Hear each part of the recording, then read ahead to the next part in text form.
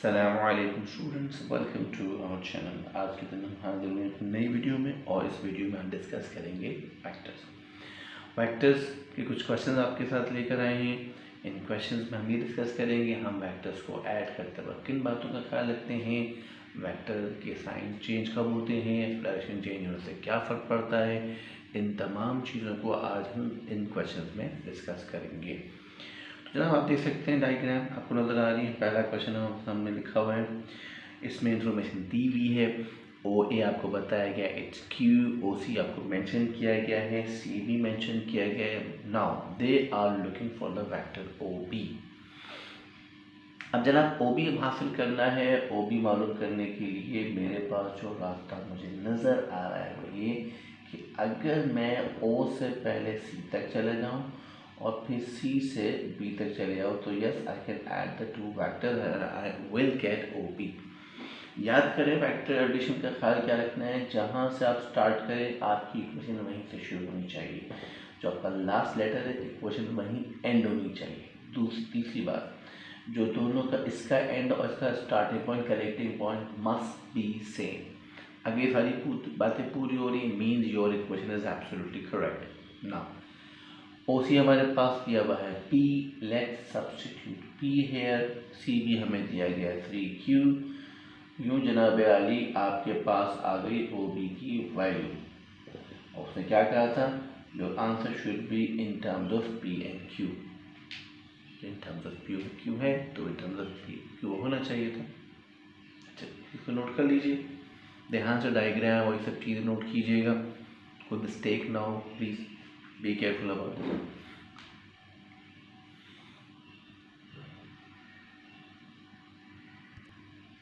जी सरकार, आप देख सकते हैं पार्ट बी में उनकी फरमाइश है। पहले तो एक इन्फॉर्मेशन दी गई है that OD is 1/4 of OP, पहली बात। दूसरी बात ये कि अब जो भी वो कुछ पूछ रहे हैं वो आंसर P और Q के टर्म्स में होना चाहिए।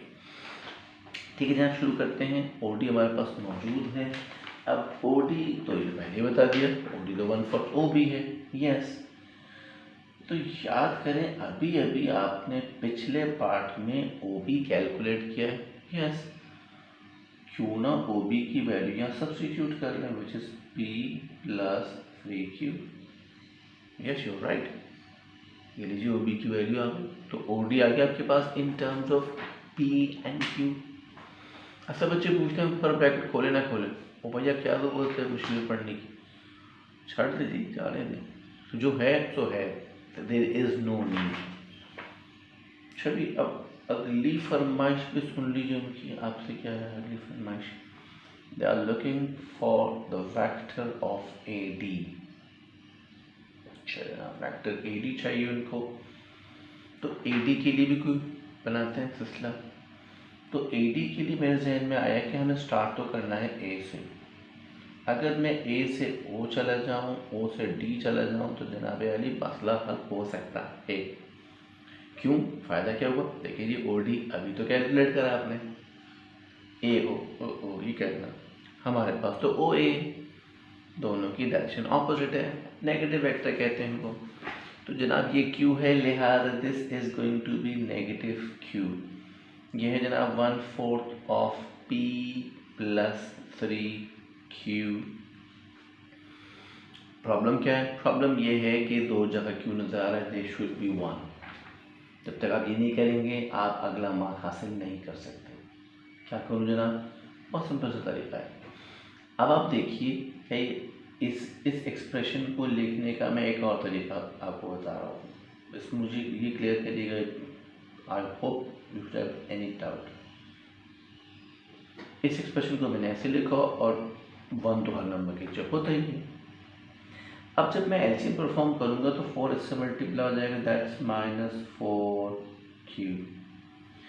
ये बन जाएगा +P और ये बन जाएगा 3Q and that's going to be 4, right. अच्छा लगता है मुझे कुछ लोगों से नज़र नहीं आ रहा, तो हमको मतलब नहीं आ रहा, हटा देते हैं कि जी हटिए। अब हम इस काम को कर देते हैं यहाँ पर। चलिए सरकार, आपको नज़र आ रहा है, थैंक यू। हाँ तो जनाब जनाब ये देख लीजिए 4 तो ये हो गया -4 p + 3q बनता है अपॉन 4। ये दोनों सब्ट्रैक्ट हो रहे हैं तो ये बनता है p - q अपॉन 4। सिंप्लीफाई हो चुका है। आप बिल्कुल आंसर को इस पर लिख सकते हैं, लेकिन अगर दिल चाहे तो यस यू मस्ट नो इसको लिखने का एक तरीका और भी, वो है 1/4 ऑफ p - q। अच्छा, भी चेक करते हैं लास्ट वाला पार्ट सबको नज़र आ रहा है नहीं आ रहा। मुझे लग रहा है ये भी नज़र नहीं आ रहा, तो नो प्रॉब्लम, कट कर देते हैं, इसके बराबर में लिख देते हैं। यानी कि आप लिख सकते हैं 1/4 ऑफ p - q। ये इस तरह भी एक्सप्रेस किया जा सकता है, तो ज़रा इसको नोट कर लीजिए। असल में अलजेब्रिक एक्सप्रेशंस को मैनिपुलेट करना, सही से लिखना, ये बड़ा इंपॉर्टेंट है, राइट। इसको नोट कर लीजिए, बात करते हैं आपसे अगला पार्ट में। जी जनाब, पार्ट थ्री में आपसे पूछें वेक्टर टीसी। अब वेक्टर टीसी हासिल करने के लिए हमारे पास रास्ता ये आता है कि अगर हम डी से ओ जाएं, फिर ओ से सी जाएं, तो यस वेक्टर टीसी हासिल हो सकता है। डी ओ, ये डी तो नहीं हमारे पास, क्यों नहीं है, आपने ओ डी अभी तो कैलकुलेट करा है और ये डी ओ मांग रहे हैं, नो प्रॉब्लम, डायरेक्शन चेंज कर दें। तो ज़रा याद करते हैं, पहली बात तो ये कि माइनस में आने वाला है। दूसरी बात, वेक्टर ओ डी हमने कैलकुलेट किया था जनाब अली 1/4 ऑफ ओ बी, और ओ बी था हमारे पास p + 3q। दूसरी बात ओ सी हमारे पास दिया हुआ है p, तो यहाँ लिख दिया आपने p। अच्छा जनाब वेक्टर लिख तो दिया, लेकिन एक मसला आ रहा है। मसला क्या है कि आपको p नज़र आ रहा है दो जगह पर, इनको एक जगह पर होना चाहिए, तो भाई कैसे लेकर आए, आइए वो ही एक रास्ता, इसको मैं आपके लिए थोड़ा अरेंज कर रहा हूँ। -1 से मैंने ब्रैकेट को ओपन करा अपॉन 4। इसी तरीके से इस p के नीचे मैं कह सकता हूँ कि 1 है, कोई शक की बात नहीं है, इसको तो हर नंबर के नीचे 1 होता है। Let's take the LCM. 1 will multiply each term which remains same, and this 4 multiplied this p, it's going to be 4p divided by 4। ठीक है जनाब, आप देखें सब्ट्रैक्शन हो रही है, यस ये सब्ट्रैक्ट हो रहा है आपके पास, तो ये बनता है जनाब 3p - 3q over 4। अच्छा लॉजिक आ गया मसला, चलो वॉशरूम बचाएंगे, सर नजर नहीं आ रहा बोर्ड, आपने क्या कर रहे हैं, ये लीजिए यहाँ से हमने हटा दिया इसको और यहाँ पर आ गए। सब्ट्रैक्ट कर लेते हैं जनाब, तो ये बनता है 3p - 3q अपॉन 4। एक छोटी सी चीज़, अगर आप गौर करें, काम तो मुकम्मल हो गया, नो डाउट एट ऑल, लेकिन छोटी सी बात, अगर आप गौर करें तो यहाँ पर 3 कॉमन आ सकता है। यस, तो let's take the common 3 upon 4। This expression can be expressed as this, like ये आ गया vector DC in terms of P and Q। जी तो नोट कीजिए ताकि हम अगले पार्ट में दाखिल हों, which is very important part। जी जनाब, अगला पार्ट जैसे मैंने कहा था इम्पोर्टेंट है। यस, मेंशन क्या है, ये describe fully the connection between the point A, D and C। Vector के हिसाब से बात कर रही है, जो कि वेक्टर में हम डील कर रहे हैं, तो ADC 3 पॉइंट्स हैं। अगर मैं ज़रा याद करूं तो मेरे पास 2 वेक्टर्स हैं ना, आपने एक वेक्टर AD कैलकुलेट किया था और वो था 1/4 ऑफ P - Q। देख लीजिए पिछले पार्ट में वर्किंग की थी हमने, कैलकुलेट कर चुके हैं AD। इसी तरीके से हमारे पास एक और वेक्टर हमने कैलकुलेट किया था which was DC, it was 3/4 of P - Q। Check कर लीजिए इसे, कुछ में मिस तो नहीं कर रहा, कुछ गलत तो नहीं लिख रहा ना।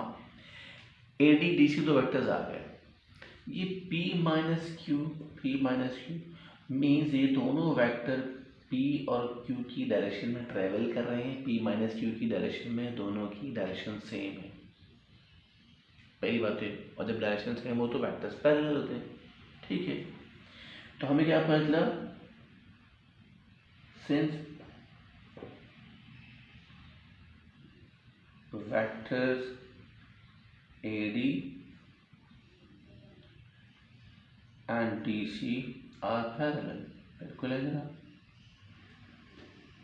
दोनों वेक्टर्स आपस में पैरेलल हैं। जब पैरेलल जनाब वाली तो डायरेक्शन सेम हो गई, ठीक है, अभी क्लियर हो गई। लेकिन जरा नोटिस करें इन 3 पॉइंट्स को, पॉइंट हैं 3, वेक्टर हैं 2, एक पॉइंट दोनों में कॉमन दिख रहा है और वो है D। तो A से D और D से C एक ही डायरेक्शन है, और ये उसी वक्त मुमकिन है कि जब आपके पास, बहुत से देखिए, आप पहले A से D तक गए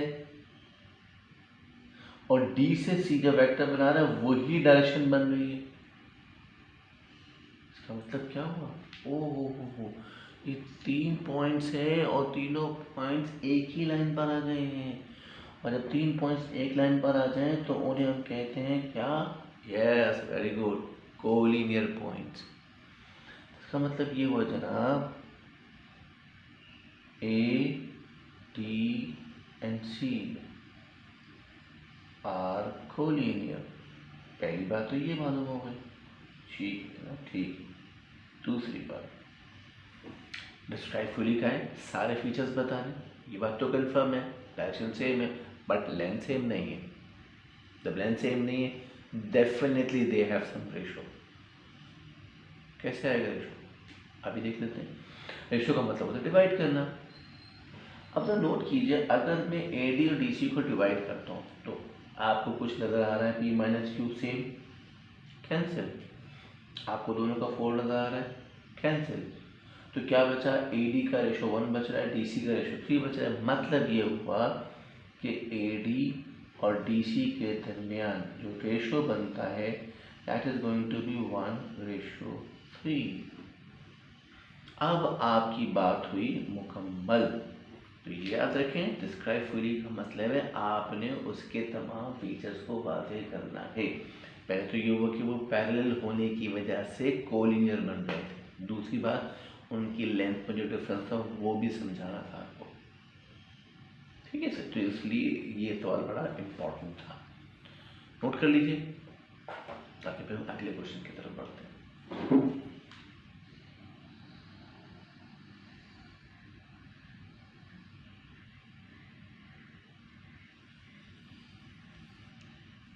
ठीक है बॉयज एंड गर्ल्स, फिर आज अपनी बात को यहाँ एंड करते हैं। अल्हम्दुलिल्लाह एक अच्छा सेशन रहा, हमने इस क्वेश्चन को कंप्लीट किया।